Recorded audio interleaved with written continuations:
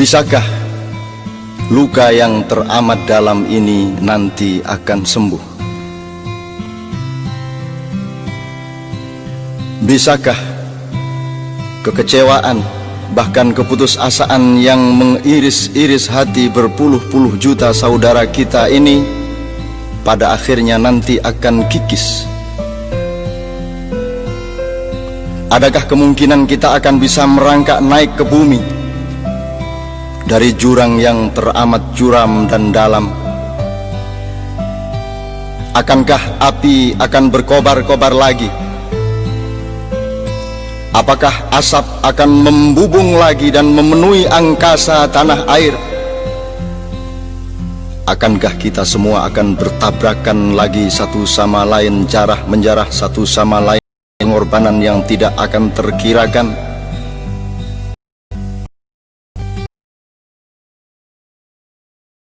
Apa yang sebenarnya sedang kita jalani? Bersediakah kita sebenarnya untuk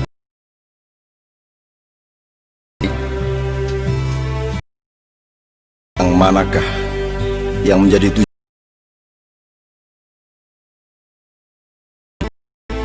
Pernahkah kita bertanya bagaimana cara melangkah yang benar? Pernahkah kita mencoba menyesali hal-hal yang barangkali memang perlu disesali dari?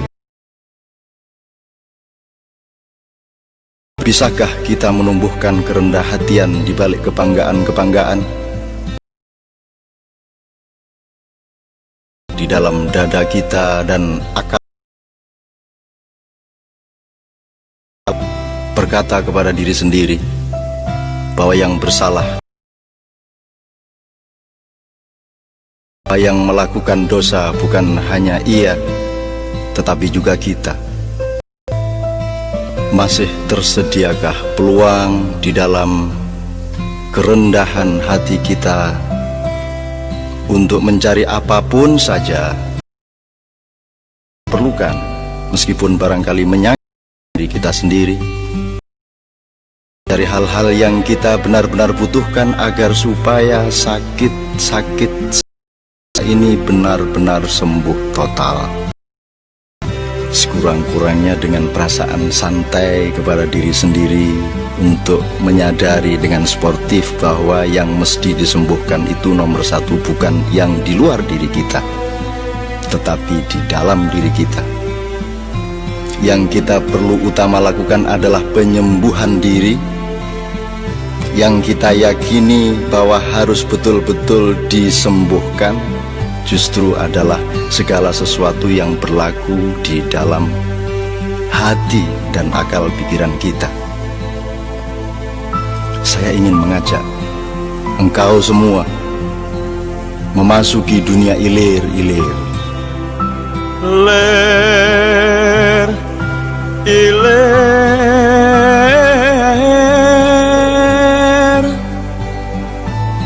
ler, ilir,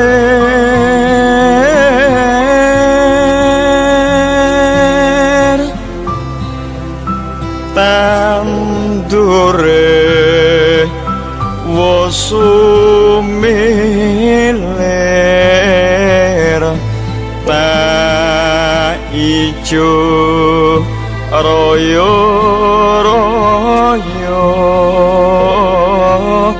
tak senggotek manten anyar. Kanjeng Sunan Ampel seakan-akan baru hari ini bertutur kepada kita, tentang segala sesuatu yang kita mengalaminya sendiri, namun tidak kunjung sanggup kita mengerti. Sejak 5 abad silam syair itu ia telah lantunkan dan tidak ada jaminan bahwa sekarang kita sudah faham. Padahal kata-kata beliau itu mengeja kehidupan kita ini sendiri. Alfa, beta, alif, ba, ta, kebingungan sejarah kita dari hari ke hari. Sejarah tentang sebuah negeri yang puncak kerusakannya terletak pada ketidaksanggupan para penghuninya untuk mengakui betapa kerusakan itu sudah sedemikian tidak terperi. menggeliatlah dari matimu, tutur sang Sunan. Siumanlah dari pingsan berpuluh-puluh tahun, bangkitlah dari nyenyak tidur panjangmu. Sungguh negeri ini adalah penggalan surga. Surga seakan-akan pernah bocor dan mencipratkan kekayaan dan keindahannya, dan cipratan keindahannya itu bernama Indonesia Raya. Kau bisa tanam benih kesejahteraan apa saja di atas kesuburan tanahnya yang tidak terkirakan. Tidak mungkin kau temukan makhluk Tuhanmu kelaparan di tengah hijau bumi kepulauan yang bergandeng-gandeng mesra ini. Bahkan bisa engkau selenggarakan dan rayakan pengantin-pengantin lebih dari yang bisa dicapai oleh negeri-negeri lain yang manapun. Tapi kita memang telah tidak mensyukuri rahmat sepenggal surga ini. Kita telah memboroskan anugerah Tuhan ini melalui cocok tanam ketidakadilan dan panen-panen keragusan. Cah angon, cah angon,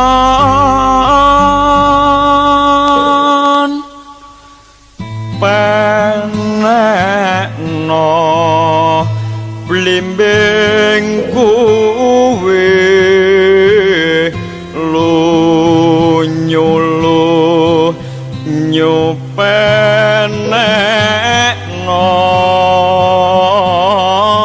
kanggo mbasuh dodot ira. Kanjeng Sunan tidak memilih figur, misalnya Pak Jenderal, Pak Jenderal. Juga bukan intelektual-intelektual, ulama-ulama, seniman-seniman, sastrawan-sastrawan atau apapun, tetapi Cah Angon, Cah Angon. Beliau juga menuturkan penekno blimbing kuwi, bukan penekno pelem kuwi, bukan penekno sawo kuwi, bukan penekno buah yang lain, tapi blimbing bergigir 5. Terserah apa tafsirmu mengenai 5. Yang jelas harus ada yang memanjat pohon yang licin itu, lunyu-lunyu penekno, agar blimbing bisa kita capai bersama-sama. Dan yang harus memanjat adalah bocah Angon, anak gembala. Tentu saja ia boleh seorang dokter, boleh seorang seniman, boleh seorang kiai, boleh seorang jenderal atau siapapun. Namun ia harus memiliki daya angon, daya menggembalakan, kesanggupan untuk ngemong semua pihak, karakter untuk merangkul dan memesrai siapa saja, sesama saudara sebangsa, determinasi yang menciptakan garis resultan kedamaian bersama, pemancar kasih sayang yang dibutuhkan dan diterima oleh semua warna, semua golongan, semua kecenderungan. Bocah Angon adalah seorang pemimpin nasional, bukan tokoh golongan atau pemuka suatu gerombolan. Selicin apapun pohon-pohon tinggi reformasi ini, sang bocah Angon harus memanjatnya, harus dipanjat sampai selamat memperoleh buahnya, bukan ditebang, dirobohkan atau diperebutkan. Dan air saripati blimbing 5 gigir itu diperlukan oleh bangsa ini untuk mencuci pakaian nasionalnya. Pakaian adalah akhlak, pakaian adalah sesuatu yang menjadikan manusia, bukan binatang. Kalau engkau tidak percaya, berdirilah engkau di depan pasar dan copotlah pakaianmu, maka engkau kehilangan segala macam harkatmu sebagai manusia. Pakaianlah yang membuat manusia bernama manusia. Pakaian adalah pegangan nilai, landasan moral, dan sistem nilai. Sistem nilai itulah yang harus kita cuci dengan pedoman 5. Dodot tira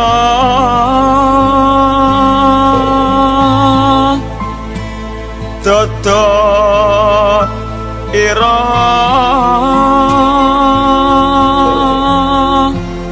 komiter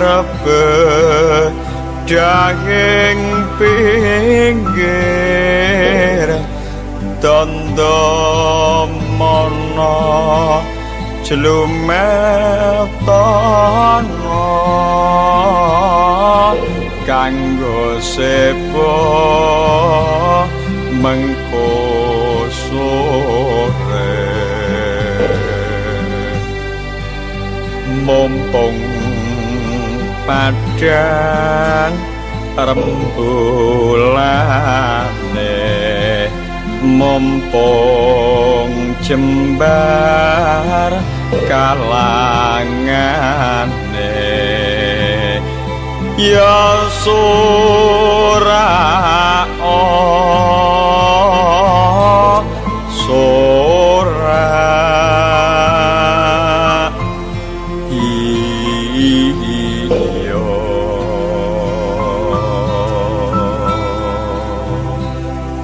satu tembang tidak selesai ditafsirkan dengan 1000 jilid buku. Satu lantunan syair tidak selesai ditafsirkan dengan waktu 1000 bulan dan 1000 orang melakukannya.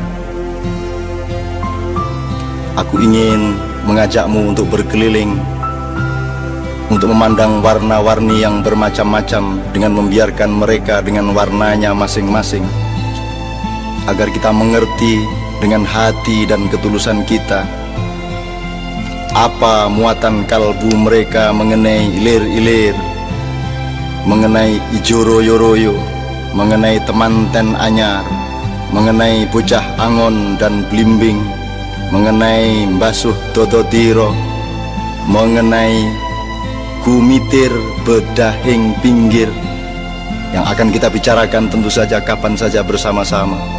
Tapi aku ingin mengajakmu untuk mendengarkan siapa saja di antara saudara-saudara kita tanpa perlu kita larang-larang untuk menjadi ini atau untuk menjadi itu. Asalkan kita bersepakat bahwa bersama-sama mereka semua kita akan menyumbangkan yang terbaik bagi semuanya, bukan hanya bagi ini atau itu, bukan hanya bagi yang di sini atau yang di sana.